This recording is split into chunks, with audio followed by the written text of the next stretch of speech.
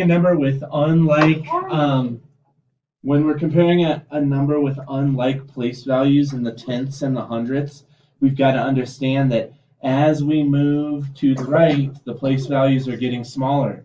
So when you had compared place values of whole numbers before, you started in the higher place values and moved your way down. So you started in the hundreds, the tens, the ones, just to see which was larger. Values with decimals, you're going to continue to start on the left and move down. So you'll start in the tenths and the hundredths as you're looking at it. So in this case with 0.09 and 0.7, you're going to want to start, to make it easy for yourself, you're going to want to start in the tenths place. So what we can recognize here is that there in 0.09 there's 0 tenths, and 0.7 there are 7 tenths.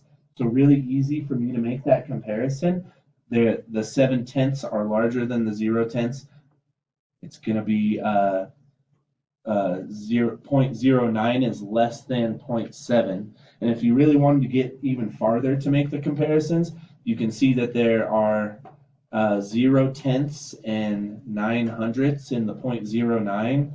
And if you converted that 7 tenths into 70 hundredths, you can see that 70 hundredths is greater than 9 hundredths, which again proves that your 7 tenths 0.7 is greater than 0.09.